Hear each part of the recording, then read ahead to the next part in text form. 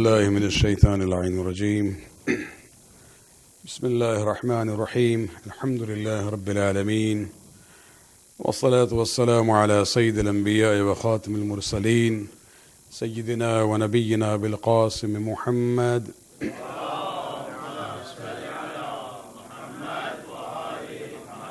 وعلى أهل بيته الطيبين الطاهرين المعصومين واللعنة الدائمة الباقية لأعدائهم من الآن إلى قيام يوم الدين. أما بعد، فقد قال الله سبحانه وتعالى في كتابه الكريم: إن من شيعته لإبراهيم. صلوات عليك برا.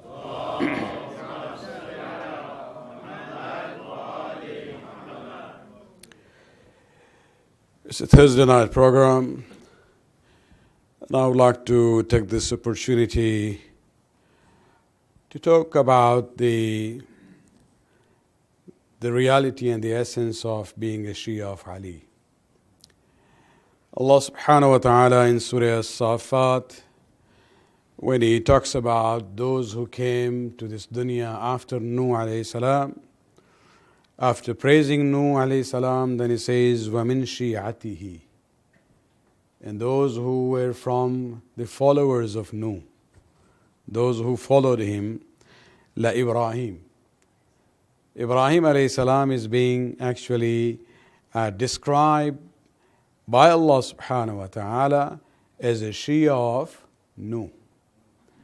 You know, many times we hear from our brothers, and I'm amazed, there are many Huffaz of Quran among them, but they say this word Shia doesn't exist in the Quran. It's actually being used by Allah subhanahu wa ta'ala to describe a prophet like Ibrahim alayhi salam. Among the 124,000 prophets, we have the 5 at the top, and among those, one of the important ones is Ibrahim alayhi salam. It's interesting that he is also the one who has been called as a Muslim. So both these names, Muslim and Shia, has been used in Quran for Ibrahim alayhi salam. So we shouldn't be feeling embarrassed and, why do we call ourselves Shia? We are just Muslim and nothing else. Well, Allah subhanahu wa ta'ala likes this name. He has named one of His most important prophets as a Shia. Of course, he was Shia Nuh, means the follower of Nuh and the message which came at the time. When we look at this term that Allah subhanahu wa ta'ala has used, and then we come to our own time, the era of the last prophet, Hazrat Muhammad Mustafa sallallahu alayhi wa sallam.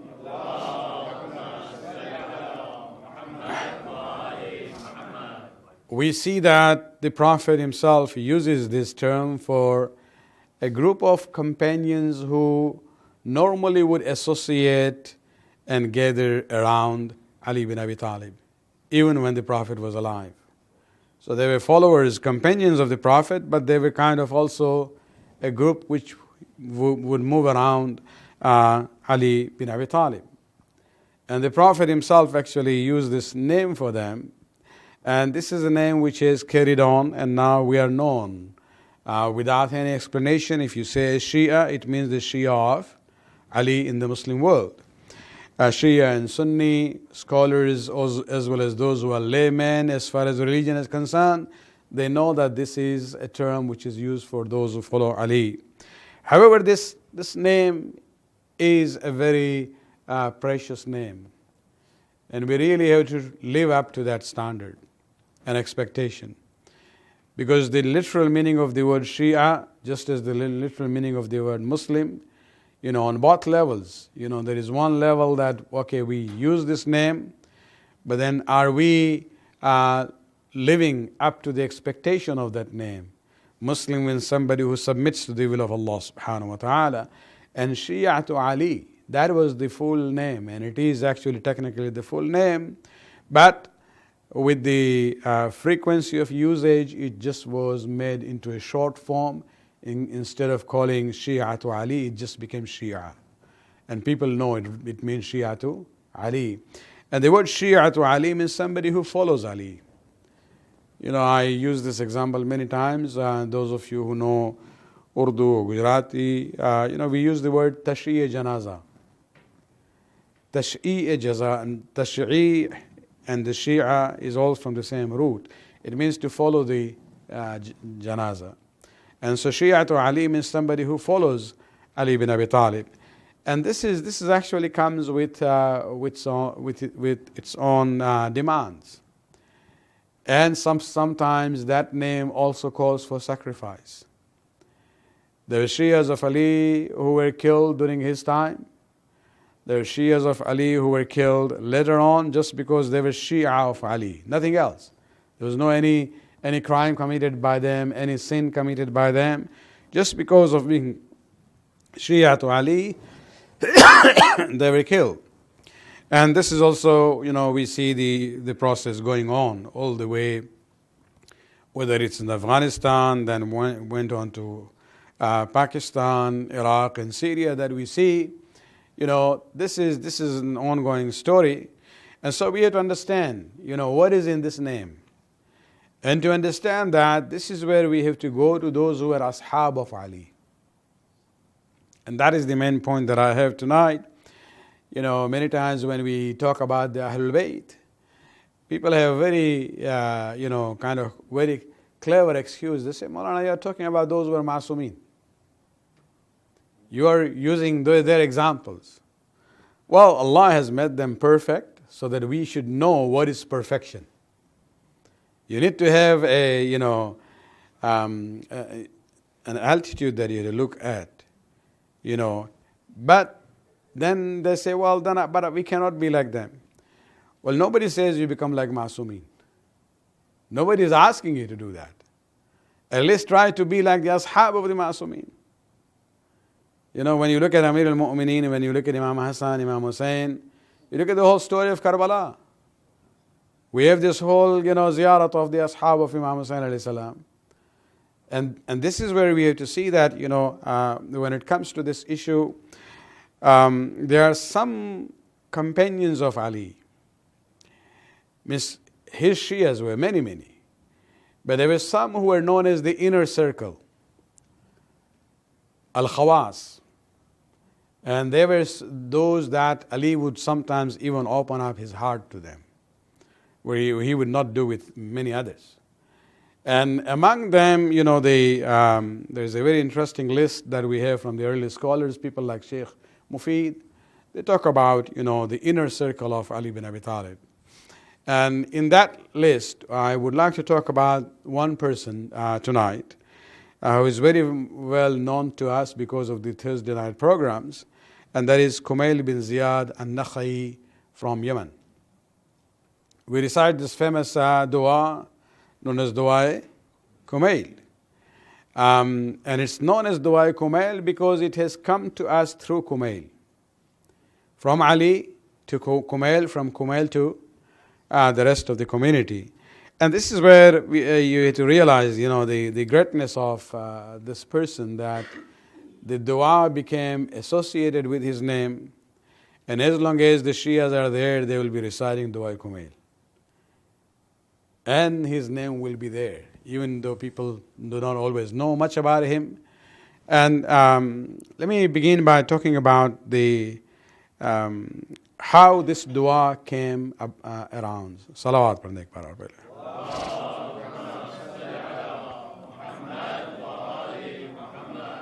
One of the early scholars who started, compiling and gathering books and writing books exclusively on the issue of dua and ziyarat was a very prominent scholar by the name of Sheikh Tusi. Sheikh Tusi is basically the founder of the Hawza Ilmiya of Najaf.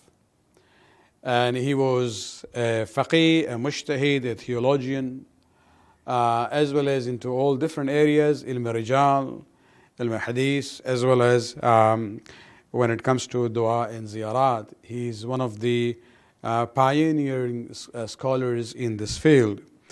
And it's interesting that, the Hawza Ilmiya Najaf actually began because of him. He was a resident of Baghdad, where during the early stage of Ghaibat Kubra, this is where the Shias had gathered because of the Al Buya government. who were the ministers of Banu Abbas, but the main power was in the hands of the ministers.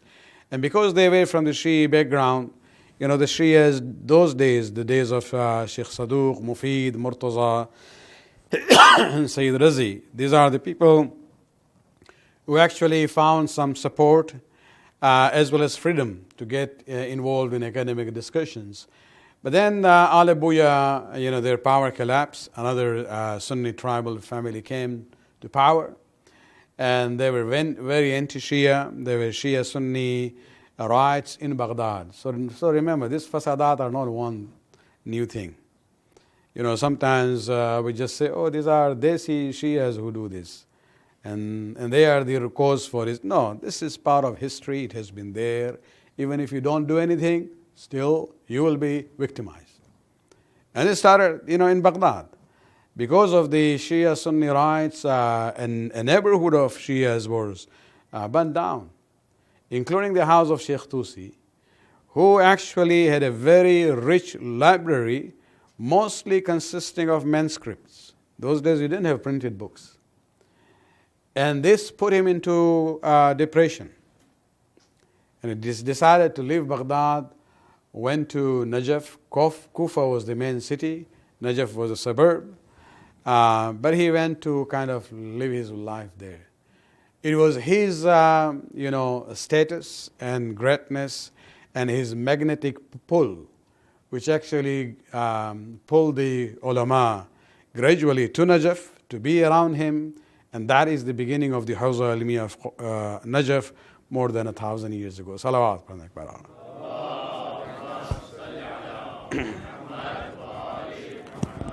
Sheikh Tusi basically in his book has two narrations. One is very simple, that Kumayl heard Imam Ali reciting this dua in sajda on the eve of 15 Sha'ban. Now, I don't think there's a contradiction in the other narration that he has. It could be that he saw in both different situations. But the second one is more interesting, and this is where Kumayl actually was with a group of Shias around Ali in Basra. And somebody asked Amir al-Mu'minin about an ayat which talks about Qaza and Qadr. And says, when is this time when the decrees are decided? Very similar to Laylatul Qadr. And Amir al-Mu'minin says that refers to the eve of 15 Sha'ban. Shab Bara'at. It has its own significance and importance besides the wiladat of the Imam of our time, Ajjalallahu Ta'ala Faraj al-Sharif.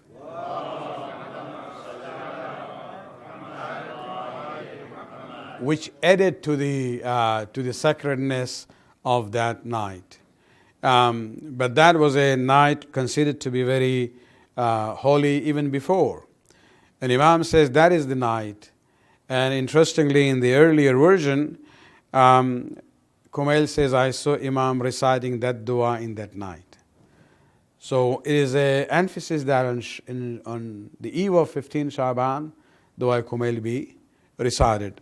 Now in the other version, when this person asked Ali about one of these nights where Qadha and Qadr is decided, Ali mentioned about 15th Sha'ban, and then he says, recite this dua of Hazrat Khizr.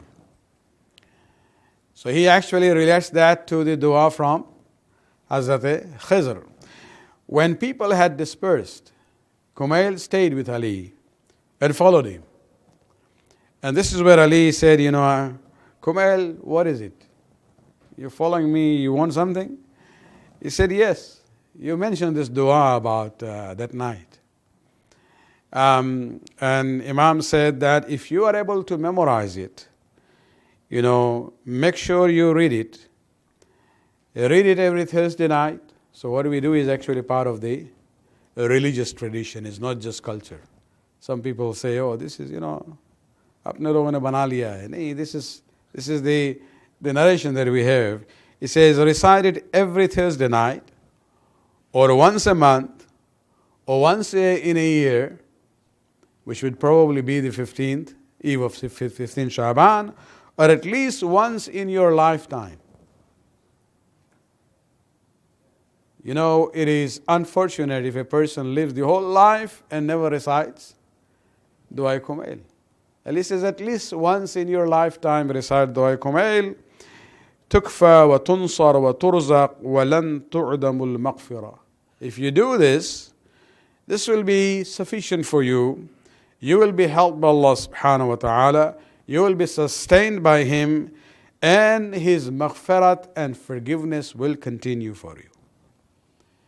And this is where Ali then says, okay, be ready to write it down. And then Ali dictated the dua, and Kumayl bin Ziyad actually wrote it down.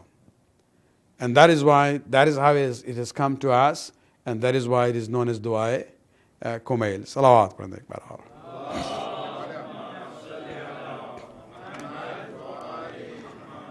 This is where we have to realize that he indeed has a haqq on us. You know, he became that wasila between our Imam and us to bring this dua. So whenever you go for ziyarat in Kufa, there is a shrine for Kumayl bin Ziyad. Make sure to go for ziyarat. He has a haqq on us to go and pay our respects there. As far as his narrations from Amir al-Mu'mineen are quite a few.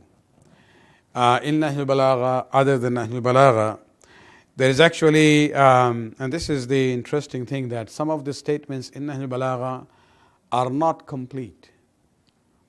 Not only this statement, but even in other, and you know, those who have heard me in a different setting, in the classes that we have, we sometimes compare the narrations which are in other books and the narrations which are in Nahl al-Balagha, because Sayyid Rizvi had compiled Nahl al-Balagha not as a book of hadith, rather as a book of Arabic literature. Whatever parts of the khutbah or the statement or the dua or the writing of Ali mesmerized him from the literary point of view, he would select that and leave the rest, because he was not writing a book of ahadith. And when you see the same statement in the book of ahadith, you will see in a more fuller version with the sanad there. And so this seems to be the preamble of what Sayyid Rizvi has in Nahl al-Balagha. There is a statement there about istighfar. Somebody asked Ali about it, and Ali said, you know, istighfar is not only saying astaghfirullah rabbi wa atubu ilayh. It has actually 6 conditions there, and he talks about it. But looking at this hadith that we have, it seems that this was actually what is in Nahl al-Balagha is the end part of that statement. And I'll leave that, but let me just read to you the earlier part, where Kumayl once talked to Amir al-Mu'mineen. He says, a person commits a sin, and then he does istighfar. Now what is istighfar? Asking forgiveness. Okay? You will see there's a difference between that and Tauba. So he does istighfar. فقال ابن Ziyad Kumayl bin Ziyad التوبة.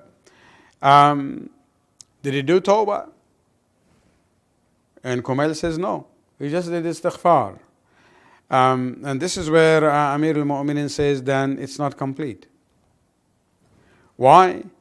He says, number one, when he says astaghfirullah, it should be first, it should be said bil haraka, bil tahrik, which means it shouldn't just be something in your mind. You actually have to utter the words. Your lips should move. So you say, clearly, at least you are able to hear astaghfirullah, that Allah, I ask forgiveness. But that is not sufficient, just saying it verbally. يريد أن يتبع ذلك بالحقيقة. This should be connected to the reality of istighfar. So Kumayl asked him, وَمَا الْحَقِيقَةِ? What is the reality of istighfar? And Imam says it should come from tasdeeq al-qalb. It should not only be words, astaghfirullah. It should really come sincerely from your heart that I am asking for forgiveness. And then it should come with this determination, لا يعود إلى الذنب, that I will not return back to that sin. So istighfar is not a game. You commit a sin and then do istighfar and then go back again to it. And then again istighfar. So then Kumayl says, if a person has done that, is he from the mustaghfirin? And this is where Amir al-Mu'minin says no, because he has not yet done Tauba. And this is where he's emphasizing the word Tauba. Tauba means to return. والرجوع إلى التوبة عن الذنب الذي استغفرت منه. You have to basically, return in a sense, make the determination that you are not going to do that again. And number two, you will have to basically fulfill some of the implications of that. So if it was a sin which required kafara, you to do that. It was a sin where you had violated the right of someone, you had to go and basically get release from that person, that he forgives you. And there are other about totally 6 conditions that Imam mentions in Nahj al-Balagha. Salawat.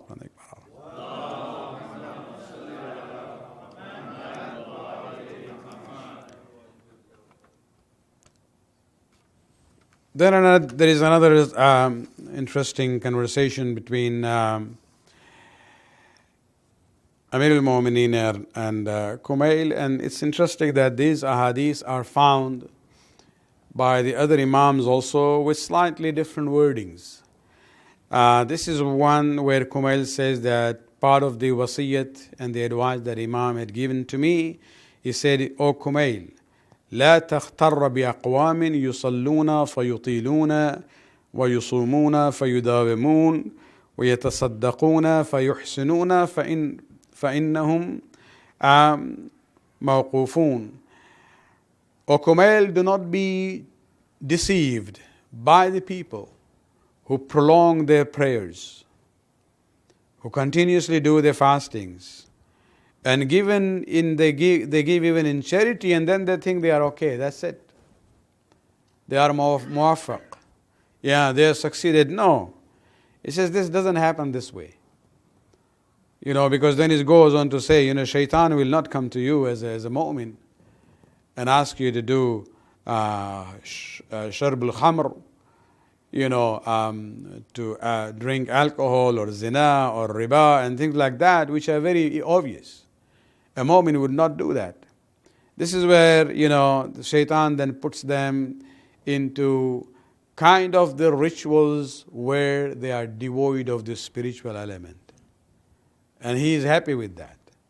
And even the fellow doesn't realize. And this is where he says that you have to realize salat has to be done with his soul and spirit. As the Quran says, إِنَّ الصَّلَاةَ تَنْهَى عَنِ الْفَحْشَاءِ وَالْمُنْكَرِ. Your namaz should be such that it can prevent you from fahsha and munkar, from haram and indecent act. And this is the main point that Amir al-Mu'minin is bringing here. Don't just look at the zahir of amal. We need to really work on the spiritual dimension of the amal also. Salawat.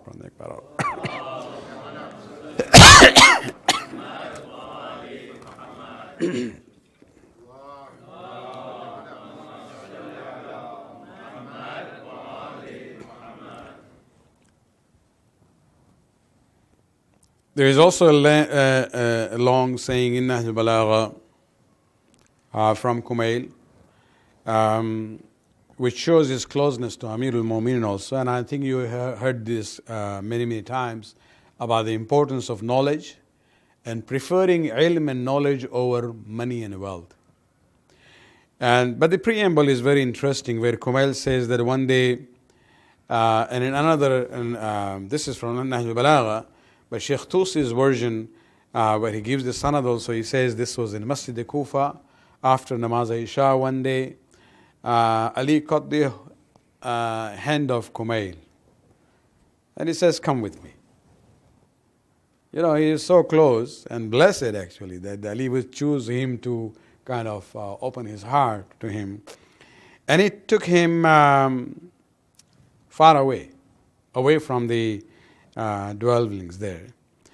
He says until we became kind of out of breath because walking fast. Then Ali turns to Kumayl and says, Ya Kumayl bin Ziyad, inna hadhihi al-qulub aw'i'a. You know, the hearts that we have, these are actually vessels, containers. And the best of containers is what you can preserve in it, referring to knowledge.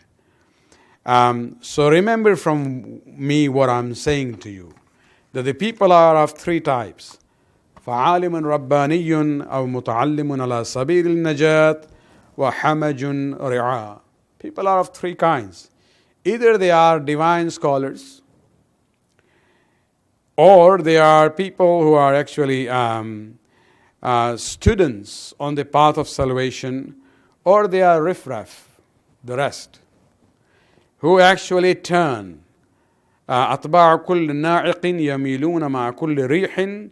You know, they just, whoever is a loud speaker, or if I may say a good entertainer and speaker, they just go with him. You know, يميلون مع كل ريح. Wherever the wind goes, they turn that way. So they don't have strong, you know, knowledge or faith base to be steadfast. And they don't really have the light to show them through knowledge.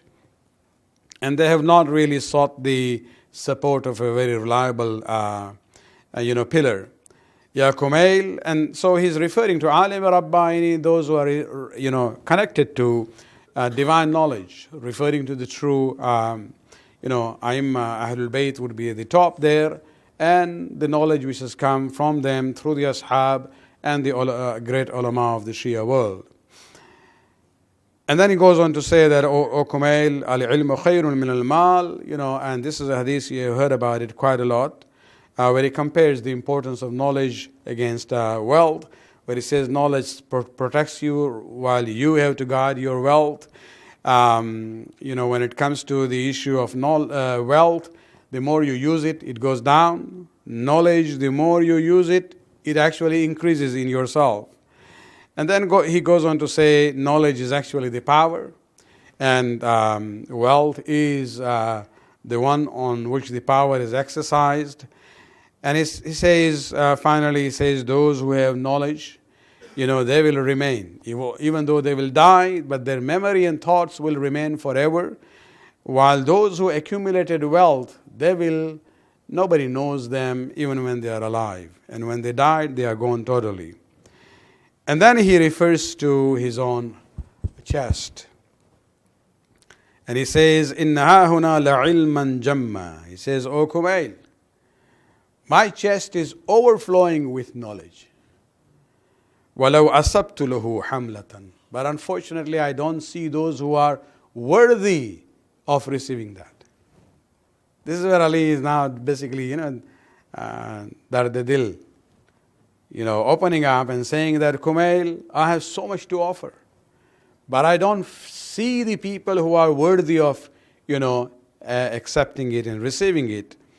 He says, yes, I find people who would like to take that knowledge, use it for their dunya, to impress others, to control others, or go into their desires and shahwat of this dunya. And, he continues on that. And at the end, he says something which is very interesting. And remember, this is our first Imam, not the 12th Imam. And he says, Allahumma bala la takhlu al-arda min qa'imin lillahi bihujjatin. At that time, he talks about this concept of hujjat and the qa'im, and this idea that the world will never be without an Imam. These are not ideas, invented by the Shia ulama later on or by Imam Ja'far al-Sadiq. This is in the same setting. Imam is now talking to Kumayl and he says that by Allah, the earth will never be devoid of somebody who will stand up as the hujjat and the proof of Allah on this earth. إِمَّا ظَاهِرًا مَشْهُورًا وَإِمَّا خَائِفًا مَغْمُورًا. He either would be very well known and famous, or he will be, because of the danger, unknown. So he is presenting the both situation, an Imam who will be Zahir and an Imam who would be Ghaib. لعل تبطل الحجج الله وبيناته, and then he goes on to say that they are the one, those imams, they are the ones who have the ability to absorb what I have to offer, but they are so few. And then he goes on to say, I wish I could see all of them. He's wishing about his own descendants, imams. He says, you will see that although they will live in this dunya, but their soul would be attached to Allah subhanahu wa ta'ala. And this is where he ends by saying, Allah, shawqan ila ru'yatihim, that I have this desire to see all of them. He wanted to see even Imam Mahdi ajalallahu ta'ala farajahu sharif.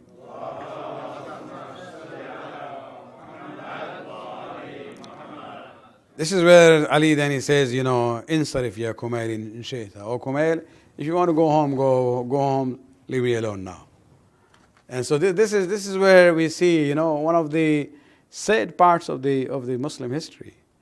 That you have somebody who has been blessed by Allah subhanahu wa ta'ala with so much, but he doesn't find people worthy of, receiving that. And this is the tragedy of the Muslim Ummah. Salawat man akbar.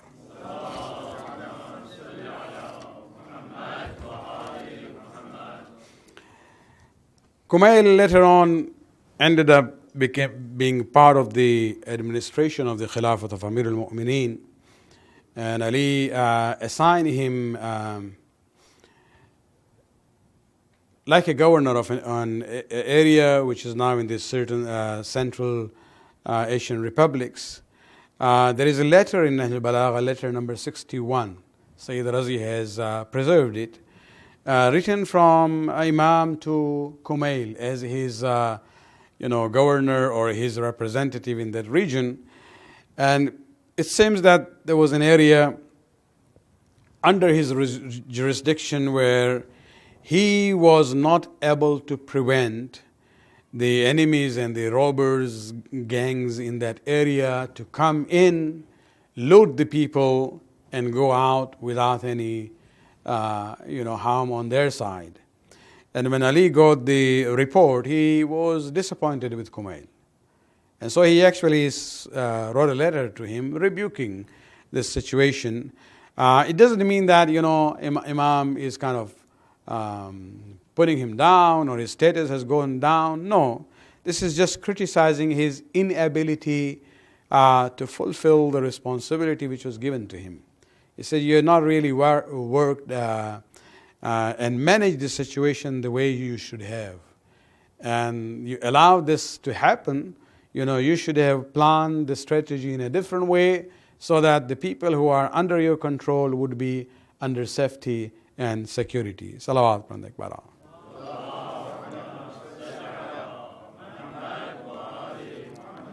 Because when you look at the governors or the administrators of Amir al-Mu'mineen, he looks at them as his own extension. Whatever they do actually goes back to him. And so there is nothing like, Ali is putting Kumayl down, but he is, of course, as a wise, leader has to also, highlight the weaknesses, that this is the weakness in you and make sure that this doesn't happen again. Time passed, and this is where I have to, in a way, when we are talking about the people, whether present or in the past, who have been killed, one of them is Kumayl. This is long time later on. This is during the days of the fourth Imam probably. This is the time where Hajjaj bin Yusuf al-Saqafi Mal'un was the governor. And his mandate basically, he has made for himself, was to find anyone who was close to Ali and kill them. Whether they had done anything or not didn't really matter. And this is where we see that when he got the list of the people, he started to ask his own police to go and find these individuals at different times. One of them that he targeted was Kumayl bin Ziyad. And when he found out that Hajjaj is looking for me to arrest me, he basically ran away. He went into hiding. But because of that, this is where we see this collective punishment. This is nothing new that we see, whether it's done in Palestine or other places. Kumayl bin Ziyad, because he ran away, the allowance which was given by the government to his tribe was stopped. And he got the news about it. And this is where you have to realize a mu'min has then to make the decision. It's one person on one side, then you have the whole tribe. They want you. But because you have run away, they are now going to punish the tribe, not physically but financially. And this is where you have to make the choice. And this is what I'm saying, to be Shia is not easy. Sometimes the choice has been to, the willingness to sacrifice. Our challenges here in the western part of the world is nothing. What is it? That we can't go to McDonald's? Or you can't do this, or we can't do that? We feel, many of our young people, they say, we feel deprived. Think about it. The challenges that the Shias have gone in history, early days, later on, even now. Sheikh Nimr, his nephew, and others, these are all living examples during our own time. Look at their challenges and look at our own challenges. And this is where we have to realize that to be Shia Ali is not an issue which can be taken lightly. It comes with its own, demands. Of course, it is an honor to be a Shia of Ali, but it has some demands that we have to fulfill if the time comes for that. Salawat.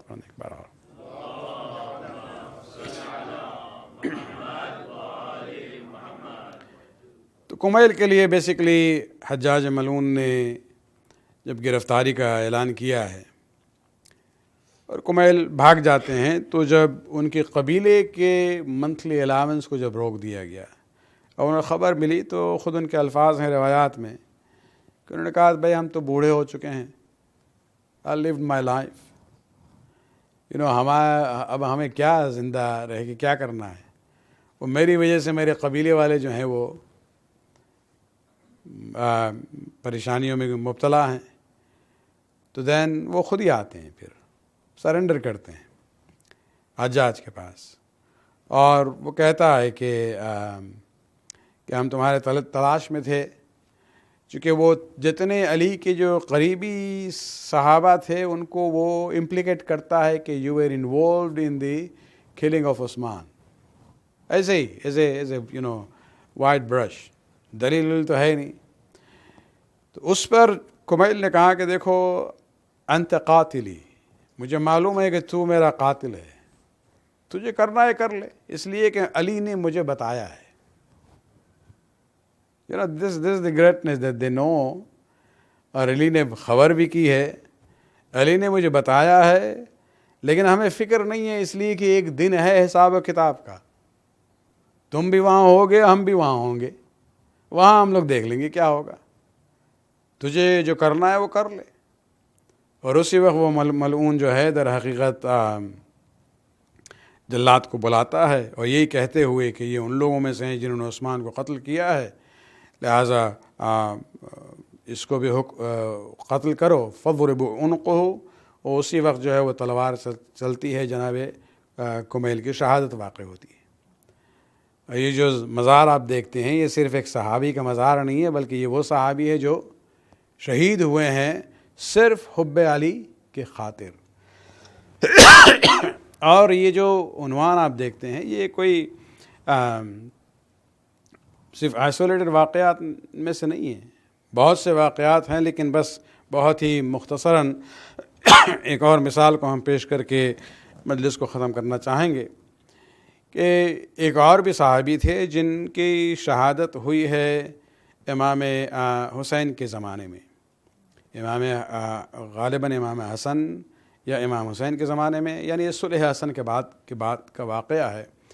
کہ جہاں حجر بن عدی کا نام سنا ہے، اور جو حضرات سیریا میں سابقاً گئے ہیں تو اس مزار پہ بھی گئے ہیں، یہ ان لوگوں میں سے تھے کہ جو بہرحال خلافت چھن گئی علی سے اور آل علی سے، لیکن علی کے خلاف جو ہے پبلکلی نماز جمعہ کے خطبے میں برائی کرنا یہ ان سے برداشت نہیں ہوتا تھا۔ تو حجر اور ان کے کچھ ساتھی جو ہے کھڑے ہوتے تھے احتجاجاً، اینڈ دے وڈ پروٹیسٹ۔